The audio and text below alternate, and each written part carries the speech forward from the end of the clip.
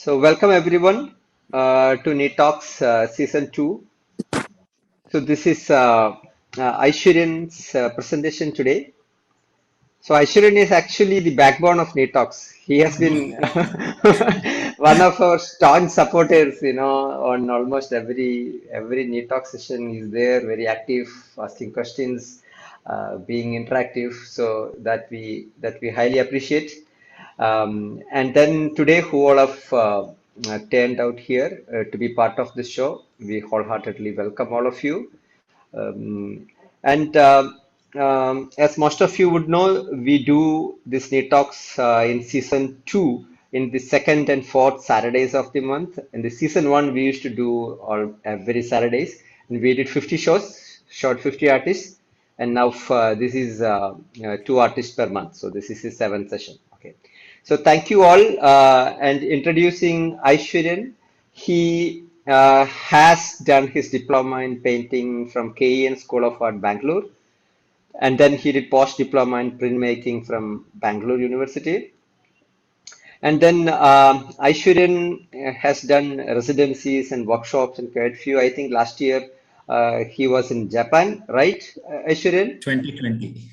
Yeah, sorry, last Right year. before the pandemic. Yeah, last year, right You're still before in the the 20s. yeah, Ah, right the before the 2022. before the COVID, he was in Japan.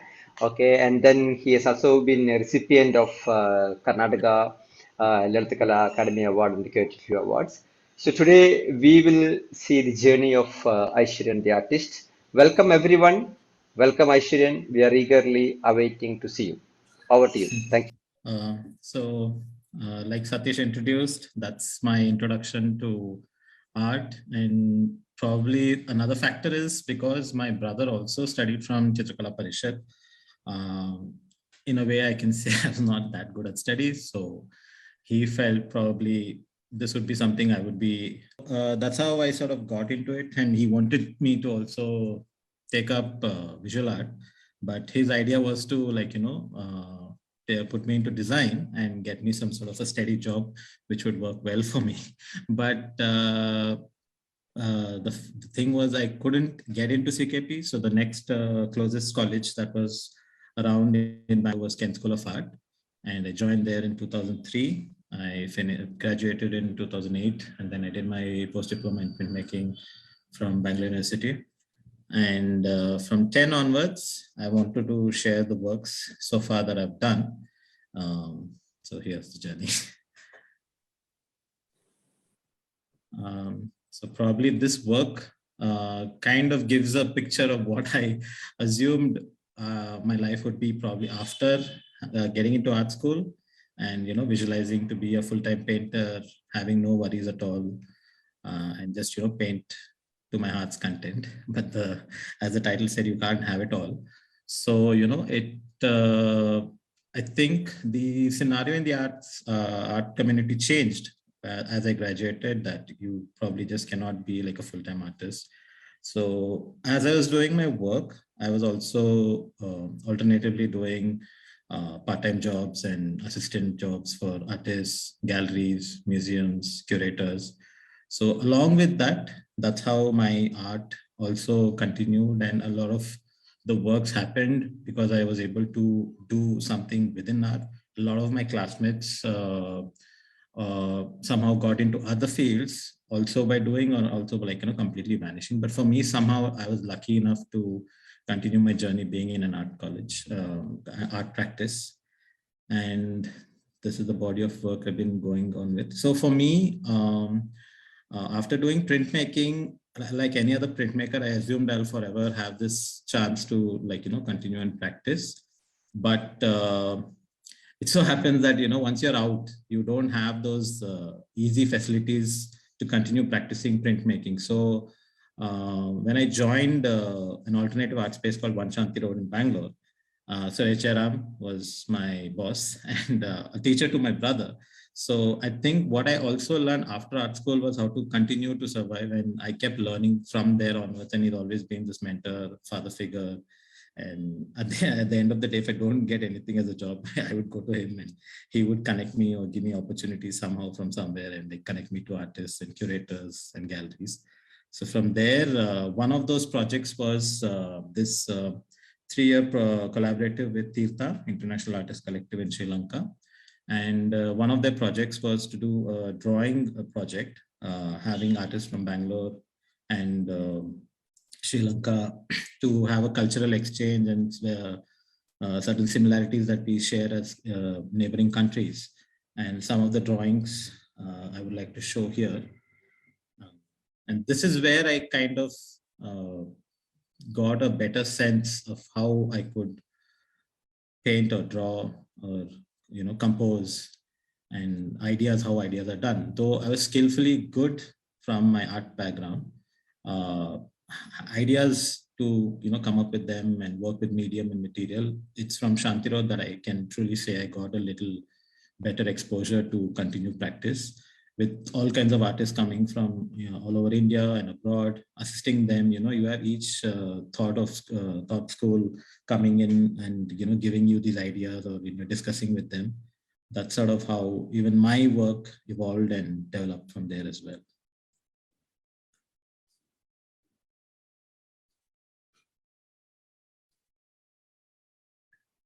And there was another curated show by Christoph Stoss, who was a member of BAR1, Bangalore Artist Residence Connecting. They invited an open call for artists, especially Christoph, wanted to curate a show on flex, and it was an open call response, and this was the work I sort of exhibited. So, you have all these flex, that banners and posters of politicians or movie stars. At the end of the day, it's the better use of these flexes would be for all utilitarian purpose. So I somewhere felt a broomstick would be ideal in a way. The title kind of gives you an idea of what the work is about. Like, when they want your support, they just sweep you off your feet, and you've been given and promised all these dreams that they said they will accomplish and give it to you or serve it to you, but then it's just there once they get into power. In a general way, though I'm not so politically strong in my ideals, but it's something I as a citizen also have been and have seen. So this work sort of gives a picture of what it is. They're just there when they want to, but when the actual work needs to be done, it's just like blaming the other, or giving this white picture, cleanliness picture. Another work I did for the DIY was how the youth probably would be the answer for the future of Indian politics or the country. So somewhere felt like, they do say, everybody says that the next generation is who will probably look at the better picture for their country. But, also when you have political leaders who are probably still strongly having a foothold despite their larger experiencing years, they say they give us opportunities, but at the end of the day, it's just like, not necessarily giving. And this work kind of now makes more sense, where probably any political voice or any positive or a person who wants to say truly from his soul or heart is not necessarily given that platform. Then I was invited to Sri Lanka for the residency project, which had the two crossover residencies, both here in Bangalore and in Colombo. 2 or 3 artists from my time went there, and I was invited to practice or present whatever sort of work I want. So I think when I do my own work, I'm limited to what I know, but when I'm invited and given an opportunity to try something different, I go for it. I take the opportunity, and it adds on to my experience and work.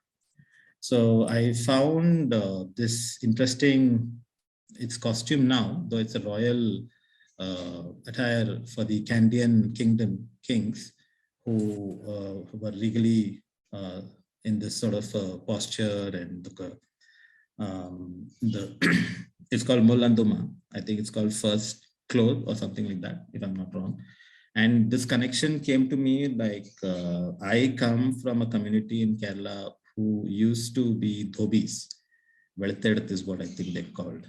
So there was this connection with working as a laborer for the priests and the kings of Kerala who would wash their clothes for them. Especially we were that community. My grandma was one of the last who used to do that. And cloth is somewhere I felt sort of connected to this costume that you see. But now when you look, every other groom in Sri Lanka is, as well attired as a bride in her wedding day. So this was something I thought, okay, let's explore body as a performance site and probably try something with photo performance. And this was one of the 2 works that I did, where I sort of reimagined or recreated this posture, which is a studio, typical studio photos, even then and even after a groom is like about to get married. These are sort of the ways they are made to sit and take pictures of. So that was one of the work. Then there's another project with Ucha Foundation I'd invited, and Jagannath had taken us to Babil, which is again in Bhubaneswar, and it's a coal field where we were all invited. And Koenjar is the place where Aya groups established and collaborated with Utsa to sort of invite artists and respond to the art practice or the contemporary art scene in Odisha. And though this was the first, if I'm not wrong, camps that Utsa has been doing since it began, and we were there for a shorter duration. And for me, being this sort of a collaborative person assisting, days just went by where I was, helping and discussing other artists' work, and I was just thinking, what do I do?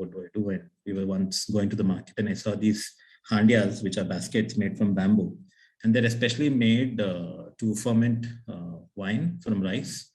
And the structure was quite interesting. And for me to look at that and the kind of time we had together, like in the day we would just discuss and explore materials and think what do we do, and by evening we have like a small get together fire camp, and we're collaborating and enjoying. So I sort of took each artist's representational work of what they did there.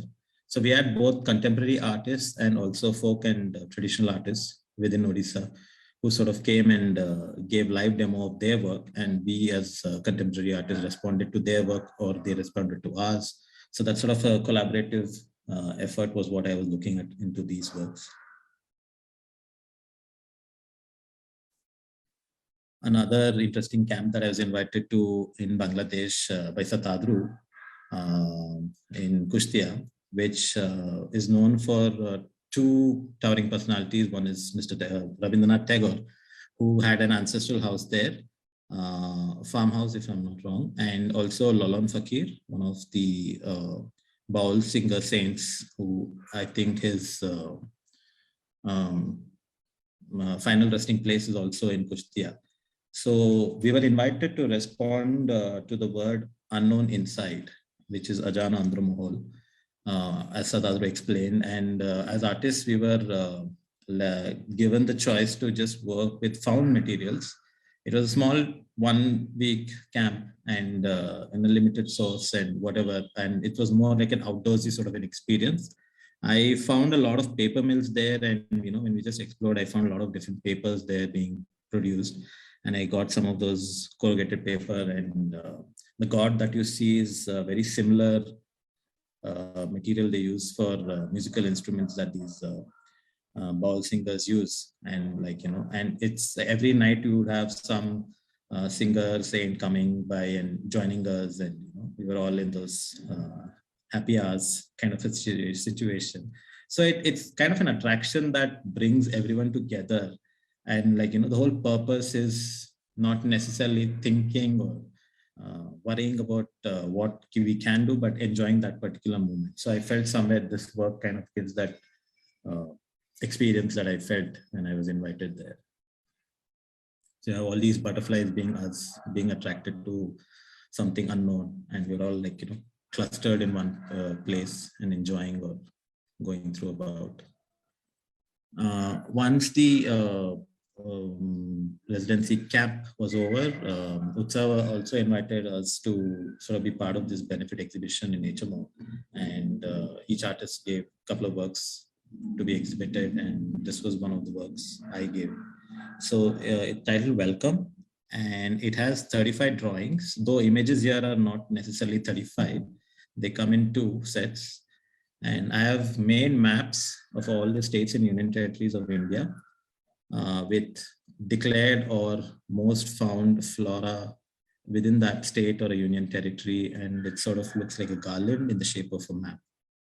So that was the kind of work I felt. And this idea goes with Atiti Deva Bhava that we have as the Indian kind of when we invite artists or anyone who comes to our country, visits our country. So the whole idea of welcoming is what I felt makes an idea of work, and this is how it was exhibited in the gallery. Then the chances of getting back to printmaking only happens when I've been invited to shows or portfolio exhibitions as such. So IFAX had invited a lot of young printmakers all over India to sort of give or represent one work each. And luckily I had managed to do this tripod plate right before I graduated, but I could not print. But then I had a chance to go and work in my teacher studio, Mr. J.M.S. Mani, who was also my professor in Kent School as well as university, who gave me the studio printing press, and I managed to do this work. So for me, printmaking initially was a very loving medium where I dreamed whatever I do will be only with prints. But when I realized it's not as easy as you think, I also did not feel connected to that kind of, always only worrying about techniques and sizes and editioning.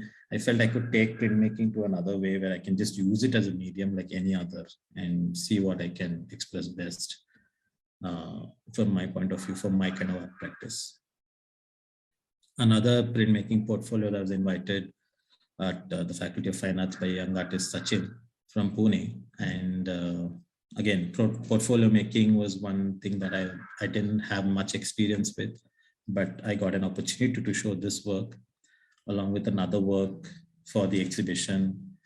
And again, studio being helped by my teacher who gave me the space and I could work there. And this work, when I did it, it was initially just as a print. But when I actually kept looking and when I had discussion with other artists, they said it makes sense to look at it as a more three-dimensional work because it's giving that sort of vision.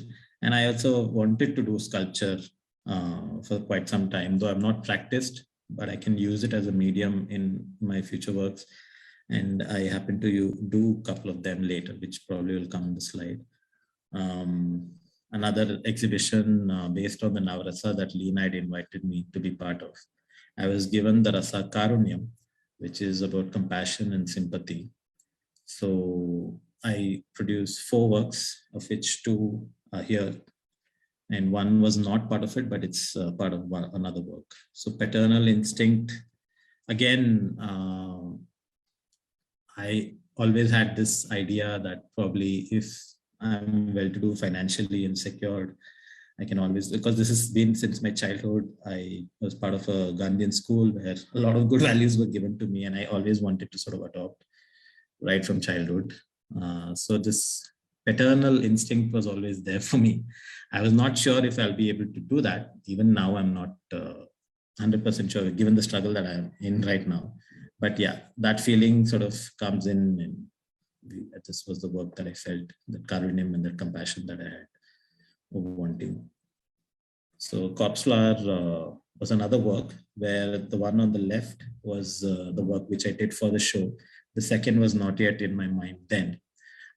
Again, if you compare flowers, it's always it's all associated with positivity and beautiful and aesthetic, but these two have a very distinct idea about them where it takes a lot of years for it to grow, and they probably bloom just 1 or 2 days, and they're probably the largest flowers in the whole flora kingdom. And the minute they die or they're dying, it gives such a foul smell that people don't want to sort of associate with it. But it is the most sought after blooming that all over the world people plan their trips and visit. Probably it's more in Southeast Asia and probably 1 or 2 here, if I'm not wrong. Valerie can help me out if that's the thing. I look at it this way, where when one is doing good in life, everyone wants to also associate with you, but when you're in your troubled times, everybody says, deal with it. We are all going through the same boat, something similar. So I felt this sort of compassion made sense to work on. Then my first major group show in Sumuka. After this, which I worked for 3-4 years as a gallery coordinator. This show was very close to my heart. When I said I had done a print earlier, and I was thinking if I would do 3-dimensional, which is more common, and what could I do as a medium. So these were the 5 works which are sort of titled as 1001 Desires, which I literally wish I hope to do 1001 sculptures in such form, using different material, not necessarily conventional sculptural material, but whatever is found in India, and the kind of love for medium that I have, or we all have. And when I was in Chennai, I was part of another camp where we were again invited to do, and I felt I will take this and do that. So that's why the title is Nenjil to Many Jiljils, which is locally apt when I did it there. And it starts off from this work to a lot of different possible materials that I saw, where I did up a body of sculptures in the same size and shape, using different material. And my sister-in-law is a designer who does eco-friendly jewelry and bags and clothing. And all our cut pieces were there, and I don't know, why not use it as a jugaad? So literally jugaad dil. So braided them and put them together as one jugadi dil. This again, I think most of the Kerala artists or whoever is here would recognize, there was a time when every household would have some sort of an art related piece using such coins, which are probably defunct. And my mom had this huge 10 paisa coin collection with her, and she always wanted to do something out of it and display in the house. Though she never did it, she passed it to my brother, who also didn't do it. Then it was just around. I said, okay, I'll do it, but not how you want it, but I will do something else out of it. And I used this in my work. Initially, she was like, I had something else in mind, and you just used all of it for something else. And when she saw the work, she kind of liked it. So another sculpture using found hair, where it's kind of also inspired from a work that Sheila Gowda had done. And the way she narrated that, a material such as hair is so strongly and auspiciously looked in India and used in car bumpers or something to ward off evil compared to a stronger body or something. So I said, okay, if that's an idea that one can take, probably a heart is also sensitive as such, but also can be strong when needed. So sort of related 2 things together and made the sculpture of that. Such a Sucker, another painting, which also has another layer of plexiglass, which is the cover for the work, but has another technique of dry point, which I've used. So the one layer is painting on a canvas, and another is a print scratch plate, which I've used as a cover for the work. So this sort of body of work has been going on with my practice. I just have an idea, though at one point I felt I'm just probably crossing off from ideas and techniques or concepts and just doing what I wanted. And I felt probably that's the body of work I've been wanting to do. That's how probably my journey as an art practitioner makes more sense, that I'm not necessarily doing repetitive kind of work, if one can say that way. Papyrus was a show that Ushmita had curated for a gallery in Kolkata. So there was a drawing that Ushmita had seen of mine, which was part of Setu Samudram. Though I've not shared it here. It had a figure of me with 12 hands, 10 hands, as a Ravana's character. And she said, I am looking for a body of work using different material, paper as a material. That's the concept of the show. If you can give me something similar, I would be happy. So I wanted to sort of extend that idea to these 2 works that I am showing here. taken from there. So sometimes this also gave me that, you can always go back to the previous work and reinterpret them in another way. So when sometimes you don't have to always come up with new ideas, but there are some ideas that I always wanted and never did. I would always go back and forth and see how else would I have explained or interpreted the same work using different imagery or another work. And then this is where, self-portraiture sort of made a stronger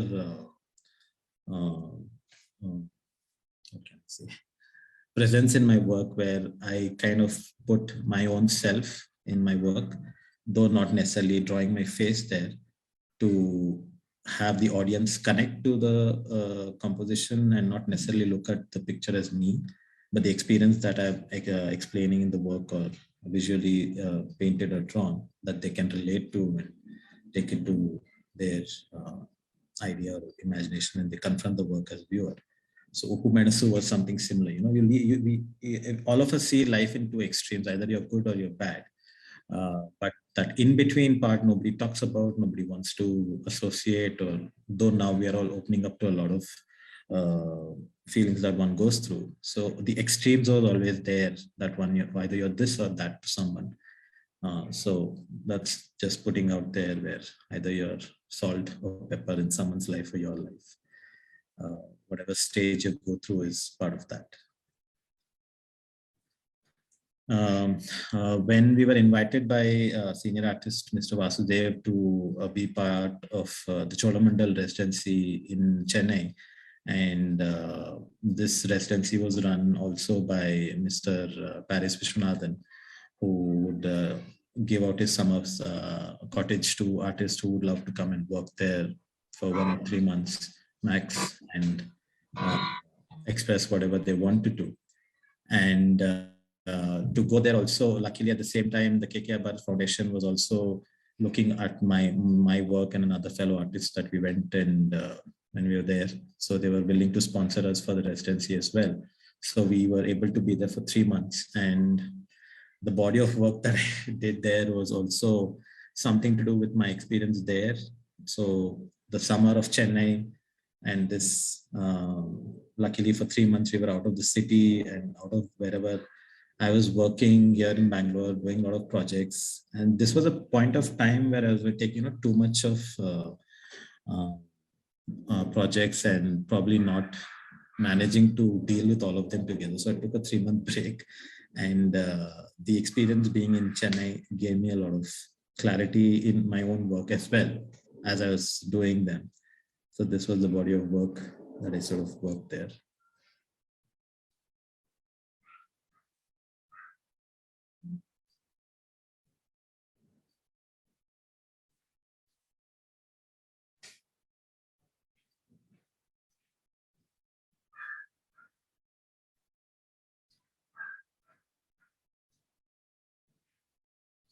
The colorful pots of Chennai that you see, the long line of buckets or pots that you see for water, though it speaks something else, but for me, balance also was another point where I'm trying to look at the same in my own life. How am I able to manage certain things?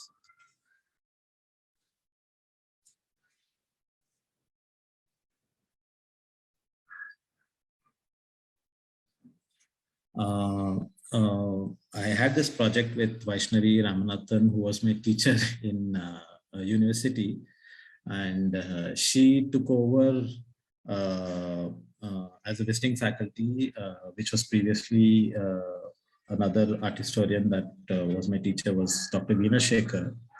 And when I was studying, she was already curating shows as well as teaching. So there was a show that she curated in Bangalore called The Artist's Word. And this show, she had invited artists who used text in their work. And back then, most of the artists she had invited were painters and sculptors and artists who had done a couple of works on installation. And as a student, I always, was happy. And she was one of the teachers I liked, learning under, and she would always be positive and welcoming with ideas and though we had a very short time together as teacher and student, she stopped teaching because she wanted to continue on a project she was working on with the Lepakshi mural and as well as curating shows. So when that show happened, I always wished I was part of that, or any show that she would curate in the future. So that was in my mind, but unfortunately, she passed away after a couple of years, and uh, it's a very personal loss for me, where I wish I could have done something with her when she was there. So that was always there in our mind. And when Mumbai Art Room had this open call for an artist curator under the age of 35 to come up with a body of work at Mumbai Art Room, which in the INLAX also was sponsoring and supporting. We pitched this idea that, we wanted to reimagine that show with me as an artist of my own, as well as artists of that show who had already done a body of work. But in the present context, if I were to be that particular artist, or if that work was mine, how I would have reinterpreted that work. So I had a body of work with both new and reproduced work from the previous exhibition, of which I am only showing two. This would be one where a senior artist, Mr. Jasurawal, who's based in Bangalore, was part of the first exhibition. Jasurawal is known for his watercolors. I'm sorry, I don't have image, but I'm just giving you a picture. If some of you know him, you know his work. He has a very playful way of approaching surreal landscapes using wash method of acrylic and watercolor and textures and little hint details. And an apple would always be a part of his work in a lot of his paintings. This work so happens to be one of my earlier college works, where I had done a body of work using these found apple trays as a surface to do my own painting, and as a test to see if the material sticks to this paper, because it's found paper, and I didn't know how to sort of save it or produce it. I just use it as a surface, and I had painted. So I'd done apple just to check the material as such. But when we wanted to reinterpret, I went back with my own work and I said, I've done a work keeping apple in mind. So his work also was an apple a day. That was the title for his work. And this whole after series that I did was one of the work that I reinterpreted, that connecting to his work, which I had already done coincidentally. And that gave me the idea to another work called Silence, another senior artist, Mr. M.S. Murthy. Is known for his large minimal abstracts and wash method again. But Silence was the only text. Probably it's like a half an inch in a huge canvas of 3x3. No, it's not huge. The text was so minimal, and it was just wash of different layers and layers of color. And I reinterpreted that, being in Mumbai, one of the noisiest city. How could you reinterpret silence in the present context? So I just accumulated dust on a glass. I just put silence there, and I produced this work. And that was like reinterpreting using different medium that way. So I'd done about 30 works. Initially, I had in mind in a larger format, but when we went and saw what Mumbai Art Room was all about, with whatever limited space we had to shrink the whole exhibition back to that format. So a lot of work changed overnight for the 4 days that we were there right before the opening.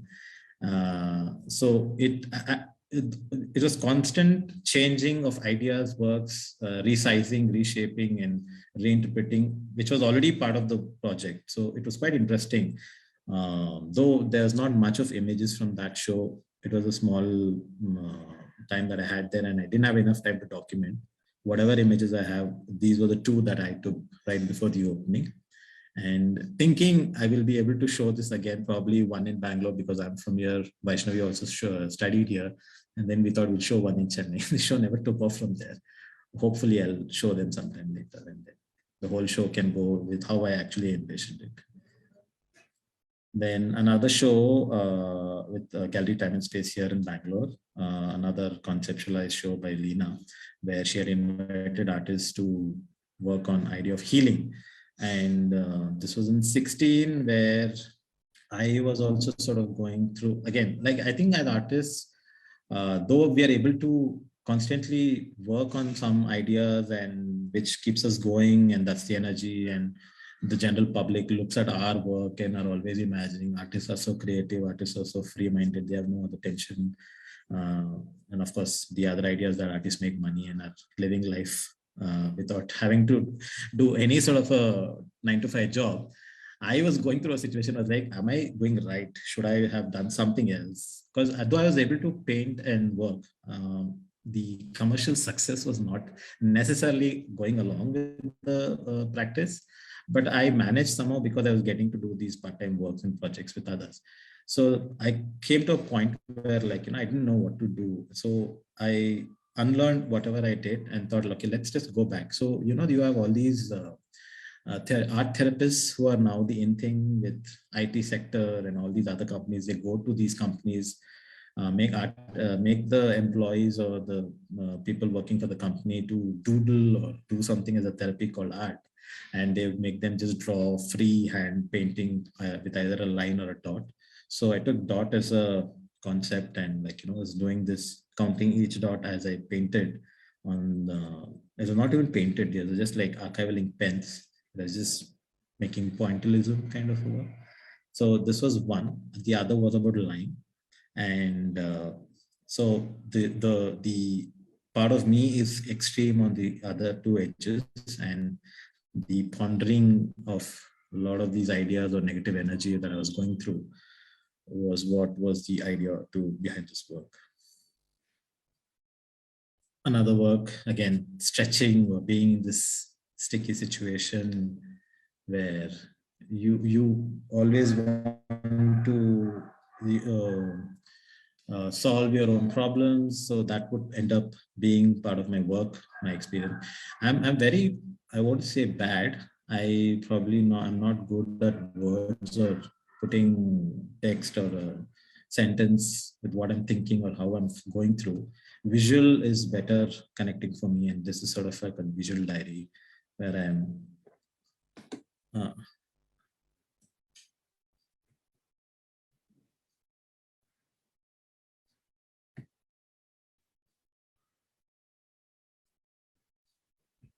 okay.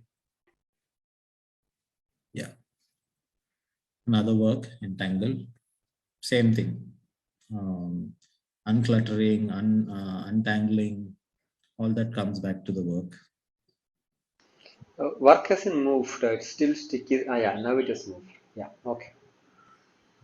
Okay. Is it better?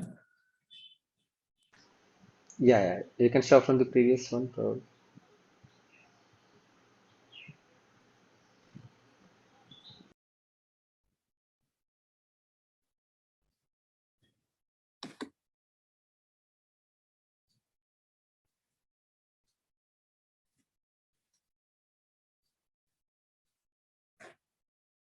Piramal Art Foundation again invited artists. Usually they have an open call every residency that they do based on an idea. But this particular residency was something that they invited artists who may have worked using the medium or are known to experiment with mediums. So Indigo was the idea behind that particular residency, and I was one of the artists who was invited. And this so happens right after the denormatization happened, and we were all figuring out how are we going to manage. And again, being artists and the art world is even more so dependent on money or anything with financial stability. So, we were invited there and expected to do something out of nothing. And so just going by the idea, I was like, okay, I'll just go to the market. And though I wanted to try doing Indigo myself, the possibility was not much. So then, we just went to the market and sourced a lot of different indigo fabrics. Some are pure indigo, some are commercial indigo, but the idea was always there. So I just put them together, and I came across the Indigo Revolution and what it meant and how it was sort of fought and reinterpreted. I wanted to use the same, where I have made these long threads or whip-like structure using the fabric, And I've used a small found brass tumbler on the top, where this also looks like a waterfall. So that was like knotted history that I titled it, keeping in mind that how the indigo farmers or the workers here had to uh, probably leave this particular job because the European market reintroduced or introduced cheaper methods of producing indigo fabrics or something. So that history sort of made sense to be reinterpreted for this, and that's how I came about with this book, Knotted History. That's the, is the picture coming as I'm speaking? Oh yeah, yes. So this is the display image. This show again speaks about food as a concept, and a lot of artists who worked on already the subject of food or were introduced to work on food. This was my work, where you see in Indian tradition or the senior generation from all our families, I think we had never had this concept of all these sort of fat-free, oil-free, gluten-free, because of the kind of consuming products that we are probably used to. They were all wholeheartedly eating everything, whatever they prepared. It was not necessarily free from any of these. Whatever they cooked was organic and natural. They lived long lives. But now when, and also something about food is you gather people in every household, the whole family sits together and eats together. But now in the current situation, you see if anyone wants to invite even your own family members, you have to be aware of certain things that either of the member of the family or your guests are probably going through, probably sugar-free, and they need to be sugar-free or oil-free. So, it talks about the politics of food and how it has changed over time. And what do you do when you're hosting a dinner or a get-together? How are you going to serve your food? So you have to get a customized food plan for each of your guests. It was not a sarcastic way, but just pointing out the fact that there's so much thinking involved now when the idea of gathering or grouping. Though now with pandemic, of course, all that is avoided. But this was the situation then. Like, how do you talk about this? That what is free? Is this free or is that free? So that is how I was thinking about. So every once in a while, an opportunity to do print comes in and I make the most of it. And what do you do for an idea? You're just sitting idle and thinking, what do you do? And there you have it. That's it. So the title again comes from my professor Jai Kumar, who had done a work called Hatch and Egg in his body of work. And that title, I always, have fascination for texts and titles, probably even from songs or movies. So it's somewhere in my mind, and some part of the idea or work that I do comes about with an already given title, or it's the other way around also sometimes. So this was where the title already was in my mind and I want to do something and connect to that. So, and a lot of them are like, just doing nothing. So I felt, okay, let me just show that I'm literally doing nothing, and it makes more sense when it's given. Travel in Paradise, a print I did in a national art camp in Chitrikala Parishad. I think quite well speaks the current times that we are living in a very subtle, probably way, but yet direct. So it's nice to be able to, I feel satisfied when I'm not burdened with the idea of producing an academically fine practice of printmaking, but I use it to my advantage of what I want to say, not necessarily following the way printmakers think as it should be that they say. So for me, it's just a medium that I wish to use what I would like to express. So that's the kind of work. Another show, monumental show in my life, as well as historic exhibition that I was part of, homomorphism, which happened in the Kerala History Museum right before the Section 377 verdict was declared, probably 1 or 2 months before. So I work with a lot of queer artists based mostly in Kerala, also in Mumbai and Shantiniketan, and another artist from abroad were part of this. And I was able to come up with a body of work which I had already made, not necessarily talking about queer issues, but it connected with what I was already doing. So the curator artist who was part of the exhibition, Jicha Kuriakos, invited me, seeing those works, and he said, would you like to be part of this exhibition? And I said, okay, why not? Let me also be part of it, giving my own comfort to express what I feel genuinely and do as an artist.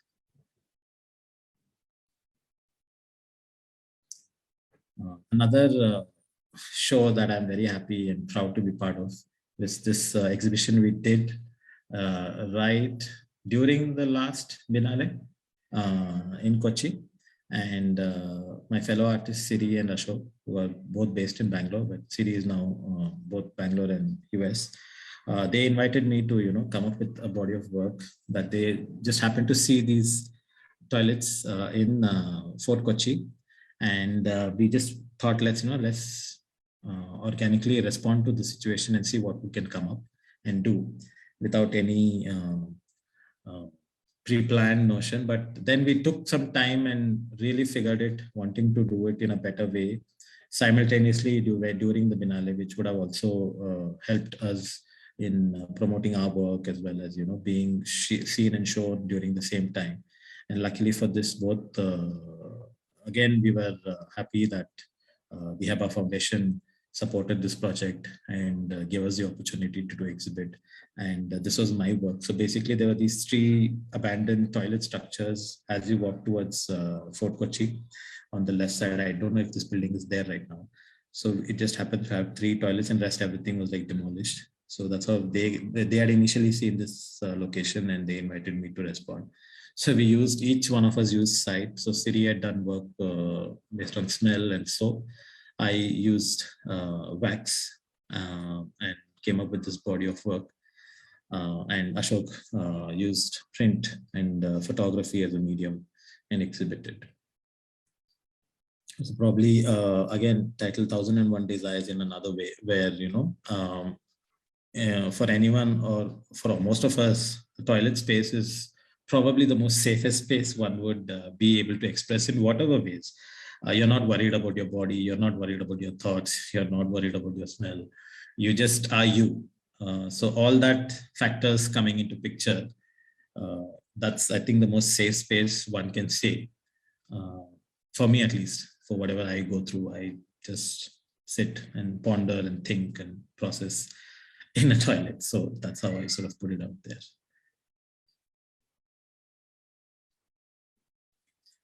Voice to a Voice, a show curated by Somdatta Malik, a young printmaker, art historian from Hyderabad, invited me to take part in the portfolio exchange organized by IPEP. And again, so, an opportunity come, you should not let go. So woodcut is what I wish to have wanting to be doing in a long time. And this is also simultaneously supporting voices that were already happening all over India. So I think, when the work speaks about that particular contemporary issue at that particular time, makes more sense. And this was one of the works that I gave for the portfolio exhibition.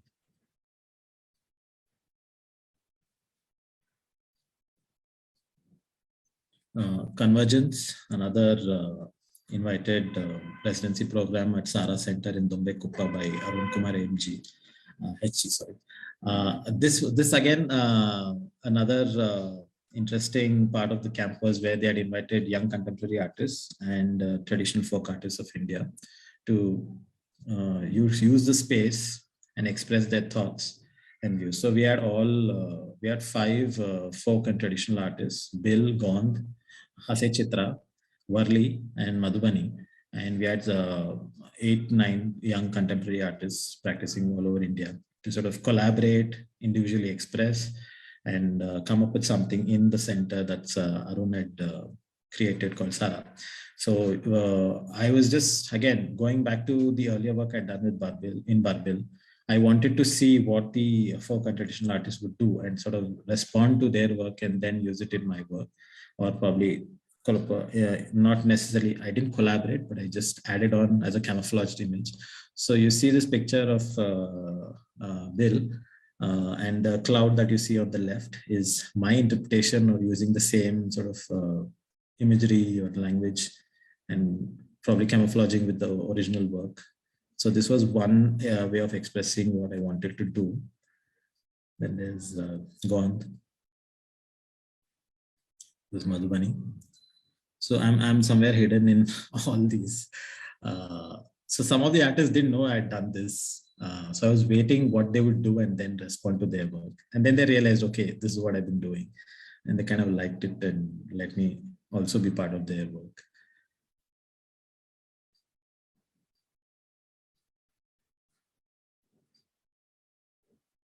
And then another work I did in the same spot was using the local Kannada language, the script Lipi of Kannada. And none of these artists, if I am not wrong, mentioned their names in any of the work that they did. The language was already there and they were known for what they did. So I somewhere felt, if anyone else comes about, they don't know who's done the work.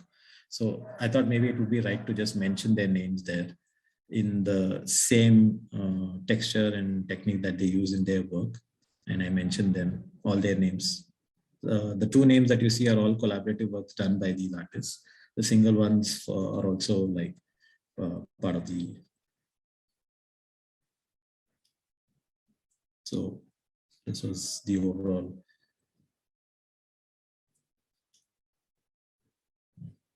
Another show at Gallery Sumukha curated by Mr. Ramachandran. Again, speaks about using material and medium and expressing ideas of our own. This work, past, present, and future, which you see now is what I always had in mind. So back then I'd done a smaller version of it in a drawing painting paperwork where I had just painted it, but always wished I would be, if I would be able to do a sculptural work in a large format, I would be able to produce it. So I reinterpreted that work here using the actual medium that made sense and how I could show about the work and do it.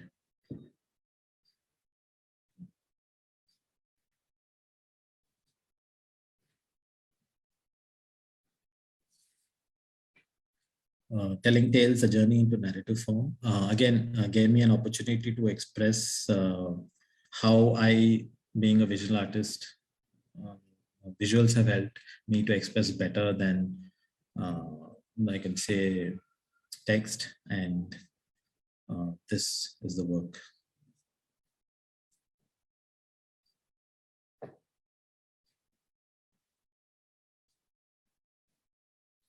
So the residency that Satish was speaking about in Paradise Air in Japan.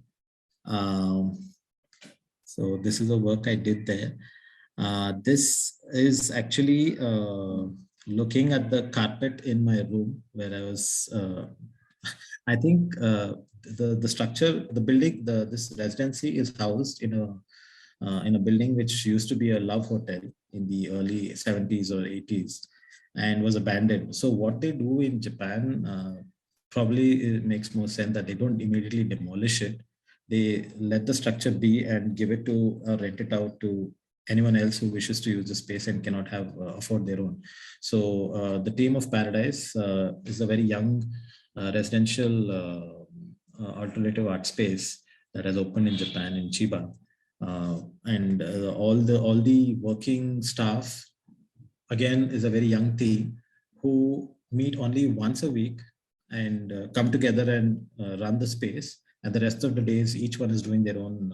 One is a dancer, one is a professor, one is an architect, one is a museum curator, sound engineer. So this is the team that handles this. And this is, I think, their 8th year. So they had done a collaborative residential exchange with One Shanti Road. And I was the third artist who went from here. And when they invited me, I had the freedom to just explore the city, see what I can think or do. If I need not do there, I can come back to India and produce a body of work or whatever I wish to do, but at least experience the space for 5 weeks and then think of a work. But I was kind of prepared. I took some of my material as well and just thought, let me just see if I can do it. So again, text, the script, Japanese script was always interesting to, though you can't read it, and I wasn't capable of that. This also is not necessarily the text. It is reinterpreting the carpet that was in my room, which had all these interesting knots of each one. Each knot was quite unique in its own, but resembled sort of a blurred script, or not necessarily alphabet, but it looked like that. So every day I would just sit. The first few weeks I was still getting used to the space and the silence, which is overwhelmingly silent than what I'm used to here in India. In 1 week, I was like, I wish I could hear the local bus that I always keep shouting. And Bangalore is known for traffic. So, when you're put into a silent space, like Japan, I don't know how one would be able to accommodate oneself or get used to that silence. So that first week was literally overpowering.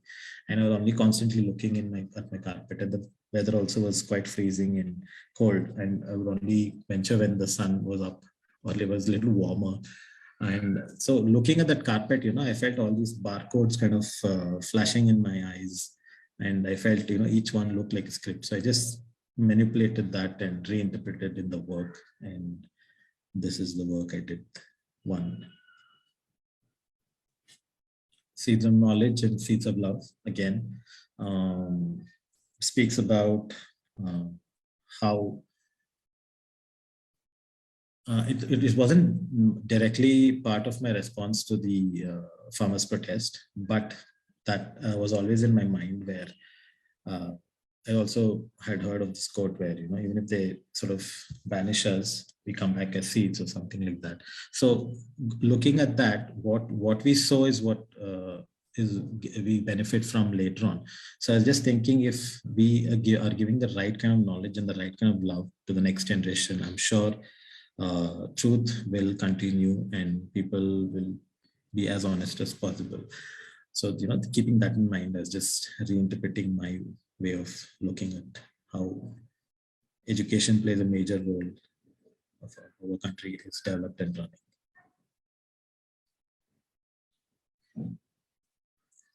So the last 2 years of work, we're keeping pandemic in mind. Like most artists, even my response to what we saw when lockdown happened, what we were going through with limited access, where even I was not able to go to my studio. So whatever material I had, and I could do to have the same sanctity to stay at my home with my family around and live. These were the works.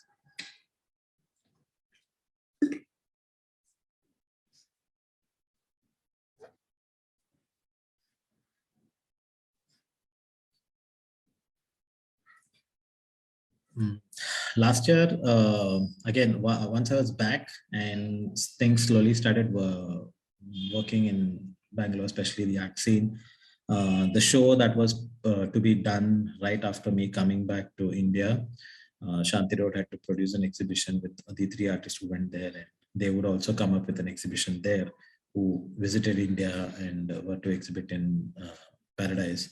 But unfortunately there, the second lockdown was way much before than we had. So they couldn't have their own show, but we had to anyway do the exhibition. And my response and experience coming back from Japan, I was doing this body of work in 2020, but when they announced this exhibition, it sort of continued and I exhibited this work. So I was looking at a lot of similarities with what Japan and India also have in connection.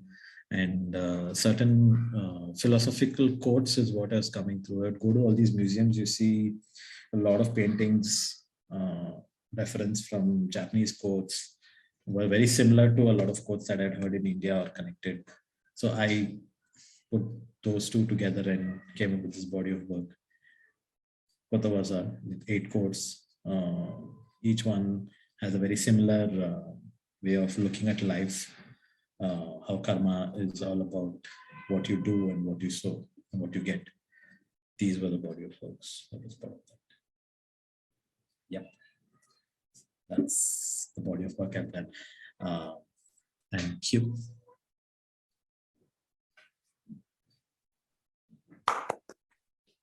Thanks, man.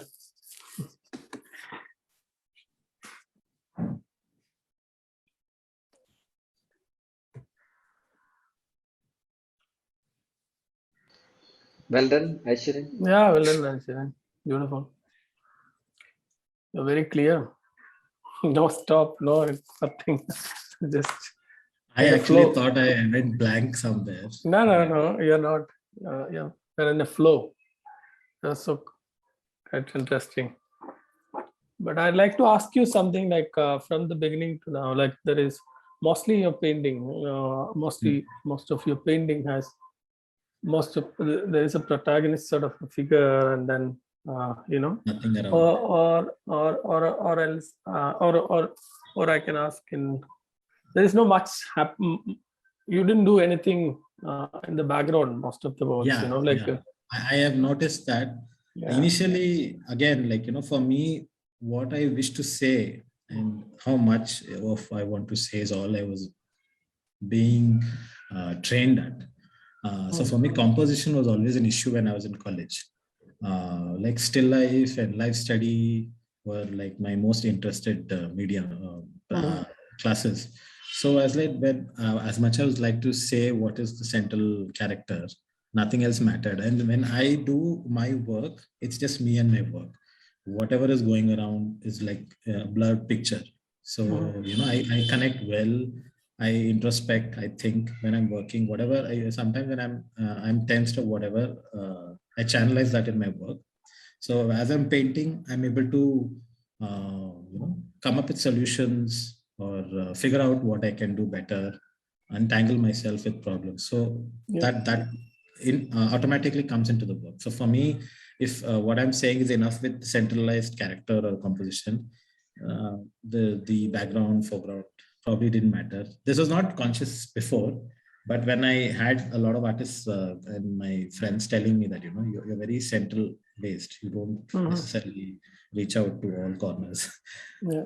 Probably I felt it's inbuilt, so I didn't have an explanation for that, and it just so happens to continue. Yeah, its paper is working for you because the elephantine paper or the rice paper and. Correct. No, for me, I think this comes also from printmaking, where that was one thing. It was always conflicting. So edges should be neat. It should be that's the perfect print. Only that much should be visible. If not, it's a rejected print. Yeah. So this constantly was like, okay, is it supposed to be so fine that how does one paint? I mean, you look at other works or the older works or historical works. There's everything else. I was not able to figure that out. So probably that also has added on from my practice in printmaking. That it's just what. I observe one other thing that like you are responding to a situation or a thing or an object so quickly, so is it sometimes too early to respond to something to, like you think that it goes on. Because even let me finish, please. Even if you're talking about something like as a like out of curiosity you're making it, right? Like sometimes and then it should sometimes to grow from the curiosity to something, right? Like are you giving that much time to the object or an incident or a thing? Some work, yes. Some work are, like you said, immediate. Yeah. But like I sometimes also felt, am I just responding to what I see? It doesn't make sense for me to put it out there. But I do hold back and see how, if that was not my work, if I was someone else looking at that work, and what would be my response or what would be my questions. I don't have a studio space, so I share it with some of my artist friends. So it's also helped where every day we meet, we discuss. I look into others' work, they look into my work. So sometimes I don't also have the habit of pre-sketching my work, or what I see, or the final image in my mind, I translate it. But the thought process is already like, the clarity, the things that is not required, that in the final outcome is already being planned in the mind. So probably that works best for me. And so far, that's how it has come. But it may change also. That is constantly there. Like you said, it may change. I don't know. Yeah, maybe it may. It's working for me now. Yeah. Okay. Probably that's the best way to do it. That's great. Thank you.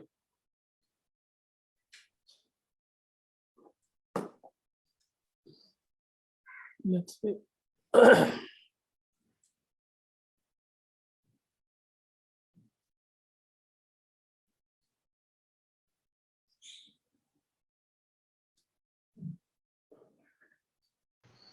Also the title, like sometimes, like titles are very, what about that?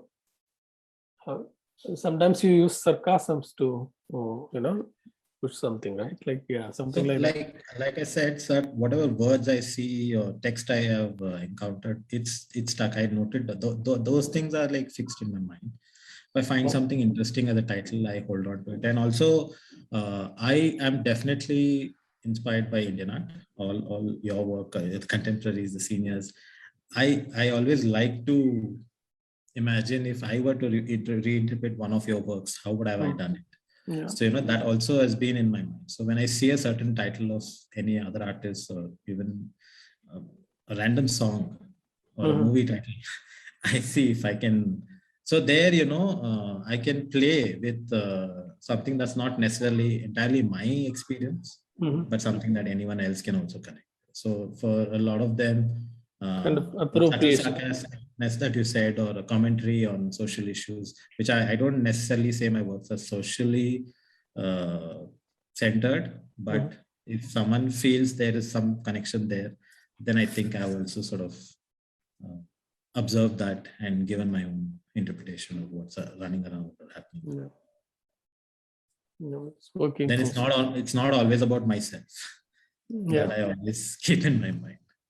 Like I'm sure, because even in college, I had two professors who argued on behalf of me, and I was just sitting there and saying, like, is either of them telling that I'm good or am I bad? So there's one professor who said, I don't like, it's so easy to be self-centric, that you're only worried about you and your surrounding, and it's not like society. that. But the other teacher was he was the one who was on my side. He said, I think as students, if any of them have not experienced or are able to encounter what they go through, what are they talking about politics or what's happening around the world, if they have not experienced their own surroundings? So, I felt that makes more sense. So if I'm able to do something which I know I've experienced, or anyone who sees that goes through the same, so that's better than just, it's easy. I won't say easy. It's the other best alternative to just go with what everyone else is doing. But there is no authenticity there, unless you've not experienced it, or you're not wholeheartedly doing it from your heart or your mind. Sometimes it's non-duality. There's nothing. So as long as I'm able to visualize and put it out there, that's all. It was in my mind. How it's responded, or how people take it, goes from there. Though I won't say that once my work is done, that's all it's about. But I get that feedback from people, with whoever looks at my work, friends or family or audience. Whatever I learn from that, or their way of looking at it, that also is intaken and probably reflects in the next work, or how I think I draw. Yeah, but you did a lot of many number of projects, like I think you did. I'll say that's my survival strategy. Almost everywhere. Yeah, I like that. This Mumbai art room work, which is that that returned something and silence and all. It's interesting works. But you haven't done properly, like 32 works. There is no It's a very small room, no? Like it's a No, just a we never knew. I mean, I had seen what Mumbai art room looks like, but as a physical presence, I had never been to yeah, Bombay. it's That was not my that big. first trip, I think. Yeah. So the minute me and Vaishnavi landed there, and Neera, who was the curator and the in charge person then, she's like, "This is the space." I was like, "Okay, where is the rest?" She's like, "No, this is the only space. People come from here, go back from here. You Yeah, have to do." it's Then we were artist like, we were fund, just 4 days artist before. fund. Yeah, it's artist funded. This was the Yeah. open call which they've been doing every year. One artist, one curator under the age of 35, an open call. So we were the second grantees from that. Yeah, even the space I'm saying that the space is artist fund gallery space, not like so I imagined more. I have not gone much outside also. Like within that time, what I imagine how Bangalore galleries are. I had an idea. Okay, this is how even Mumbai galleries or even Delhi galleries will be. So my first time going to Delhi, and you go to this house course area, you see galleries left, right, and center. They look like outside looks something else. Inside is a different world. No, that was the thing. So we had planned everything, material, this, that. And we went there, we scrutinized again, sat in 2 days, again, minimized the work. Yet, once when we got the work 2 days before the show, still we had to undo a lot of stuff. And then some works happened simultaneously, like the silence work. It was to be something else. And then I figured out, okay, Bombay, dust, noise all over. Let me redo it. So every 5 minutes I would go out and think something, look at some material, bring it in. So there's this wooden dead trunk also we managed to find and have about the same height of the gallery ceiling to floor and get it fixed inside, and people could carve out like graffiti, which was one of the work I was talking about. So that it worked well that way. But we didn't have enough time to sort of document that. So then like, okay, anyway, we're going to plan to show this in Bangalore, where we are from, and probably even to Chennai, where she is from also. But it didn't happen that way. So yeah, I have it in my mind to reinterpret that. But now, from that 6 years gap that we had, it may again change what artwork and expressing is all about now. I can redo using different media. Hey, Aishwaryan, I'm Shailesh here. Hello. Hello. Namaste, good to hear you. Thank you. It's good to see whole body of work. You know, so it's kind of a nice. I had a nice time, and its works are very linear. Like it's. Do you have any kind of a traditional background? Like because you were most of your paintings are like the major thing is a line drawing. Like so then.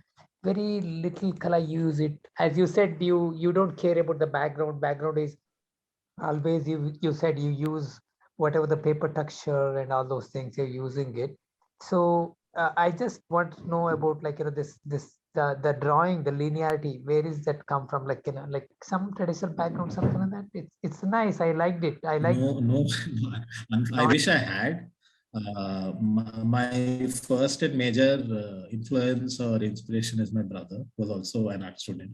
Unfortunately for him, my parents were not so positive of being an art school student.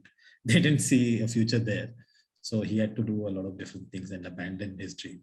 For me, he was the first inspiration. So if not for him, I don't know what I would be doing now. His influence, I would see him draw and paint every day. We all have this syllabus. No? Every day you have to do 50 sketches and drawing as homework. For him, it was 200 per day. And each page, just see him scribble and draw, scribble and draw. So it was only the composition of the character, not necessarily the surrounding. But sometimes he would paint the background and connecting composition. But I think his drawing was first influence. And coming from Kent School, again, drawing has always been the strong point of the academic there. So yeah, drawing probably comes from there. And Indian art in general is the other influence probably for me. And that's how it worked. I did ask my mom if like there's anyone in the family who was drawing concerned or skillfully into drawing and painting. I don't know. I never got the answer. So I'm Nice still like, within my family, they ask me, what do you do? I said, I'm just freelance. I don't say what. Some know I'm an artist. So the term failure is already connected the minute you say artist. So they don't bother. So rest of my family are all like good with academics, doing good. That's true. And, dark sheep. Most of the artists, when they say, Yeah. So I think for me, when I say family in a larger context, it's the art world. yeah. Then comes my family. So Yeah. once I leave the house, the art world is my house. Yeah, Only when I come back home is my real family. I agree with you. Sometimes whenever we go back to our house and say, like, I finished my graduation and became an artist, in the house they say, so what?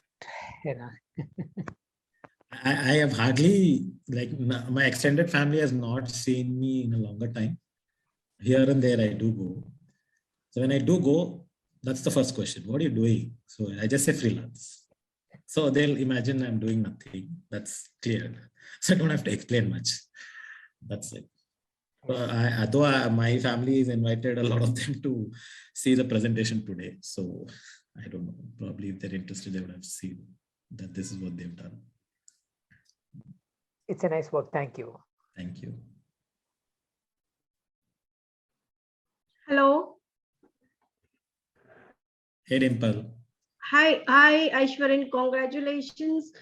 It's wonderful to see all your body of work, and I know you as a person. So the way you observe people and study other, you work with so many artists in Bangalore, and you've seen them very closely working with their style, and I could see all that in your work. And I really like the minimalistic approach you have, like very. We have seen trends where people fill up the background, like a lot of layers and layers. And here you come with a very minimalistic approach, and I like that. And congrats. Like we discussed before also, like for me, I won't say that I have created something and it's already there. Like I've always been vocal the fact that I like reinterpreting a work that I've already seen of a lot of artists. So it all starts from Shanti Road, probably. That would be a best answer. Where I've worked with all these residents who come by, all coming from different schools and ideology, and they give their experience there. So it's a syllabus that they say, art is never, there's no end to learning. You're constantly learning. So that's how it has come about. So if I see something, of course, I take the liberty to reinterpret that. But unless I really felt wanting to do it, it would be easy to just pull off things. But yeah, that's what it is. Right. Yeah. Correct. The one which you can respond to, obviously. Yeah. And I felt like, if I had done this, how I would have interpreted. So that's the strong point I go with. But then, yeah, certain words and certain images, certain things catch my eye, and I keep it in my mind. And when I do my own, it comes naturally. Thanks, Aishwaryan.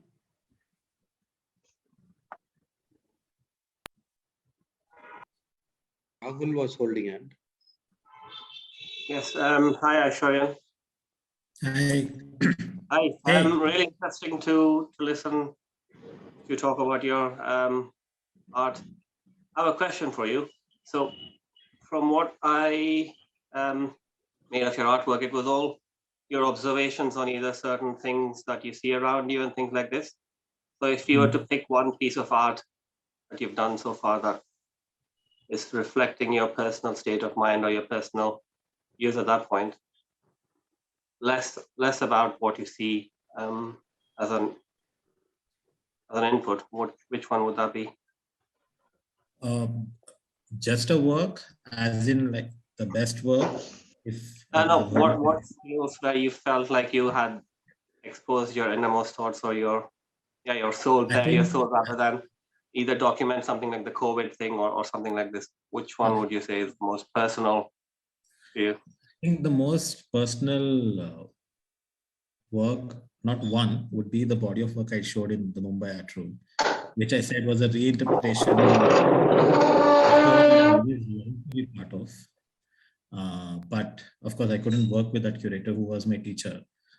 So I wish if she was there and she had seen that exhibition, I would have loved to know what her response was, because I told it to her, like, there was another space that I was working. So it was a gallery in a cancer hospital. And that was the first space I worked for almost a year. And though I shouldn't say this, she was getting treated in the same hospital, which I never knew. And she knew I was working there, and she never happened to come across when I would visit. And I only got to know, because it's a chain of hospitals in that building, I never knew that she was one of the patients there. And she just happened to vanish from the art world at that time, though she was just constantly calling me and checking what was happening in my practice or what I was doing. And she never said that, she was going through this. And I only came to know that she passed away, and she was taking treatment in the same place that I was working for 10 months. I didn't know. So, that really hit me. Probably that body of work would be the best I wish I can say that I wanted to dedicate, and wish she would see that in person. That I would say that, I had always told her that, I wish if I was able to get an opportunity to work with you, I'll do it. So that would probably be the works. Oh, that's really nice. I have another question. So, art will outlive us all. If you were to think of your legacy, what have you already, do you think you've done a body of work that you think you'd like to be remembered for? Do you think you would still like to focus on something you really want to do and you'd like for that to be remembered by? So far, what I've done is probably good. Mm-hmm. What I'm going to do will probably be also good. So, yet to come. Yeah, that's the best way to put it. I would say, yeah, now with pandemic, things have changed, drastically changed for all of us, especially for me. Like when I met you, I said, I'm questioning whether I should continue or not, because then, that's how what it is. It's not easy. Already given that, art is not necessarily something everyone supports in general. So even my family sometimes, every once in a while, gives you that charge.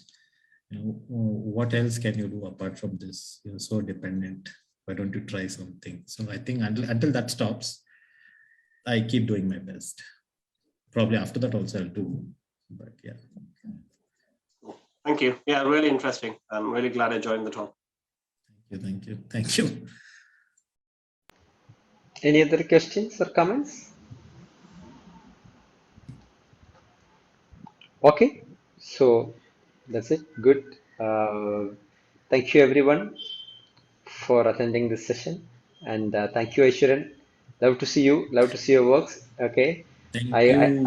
I hope we'll listen to you after a few years. And Aishwaryan, the artist, is telling, I'm very happy that I chose this stream, and all my relatives and family members are coming and asking me how to get into art field. Okay, on a side note, yeah.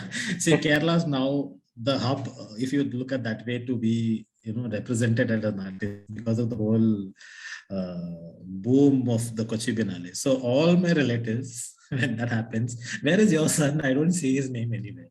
So I think anything to do with Kochi, with art, is probably the factor that, like when Sujit asked, are you interested to show? I said, see, I would love to. He said, okay, not all wish to show. I said, okay, I'm not categorically called as a Malayali artist in my own family. So, that is like the benchmark for them, for me to consider that I've, made my mark.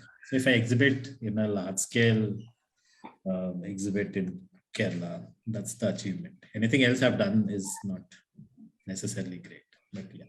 You can visit Vadakanjeri Biennale next time. No, I just go and come. I don't tell them, because most of my relatives are in Palakkad, so it's very far. So when I go there, I don't go to the family part. I just go there and come. They're like, so which part of Palakkad from you are from? Kadambaipuram, between Sherwood and Ottappa. Yeah. I was born in Kerala. I've grown entirely here in Bangalore. All my family is here. My schooling, everything is here. So I'm neither there or here in a very different place. Kadambari. Yeah. Okay, great. So our next show is on February 12th. I invite all of you. Same link and same passcode works. So second Saturdays and fourth Saturdays, same time. Okay, thank you everyone. Thank See you, Satish. Thank you. Thank you. Thank you, Aishwaryan. Thank you. Thank you. Thank you. Bye-bye. Bye-bye.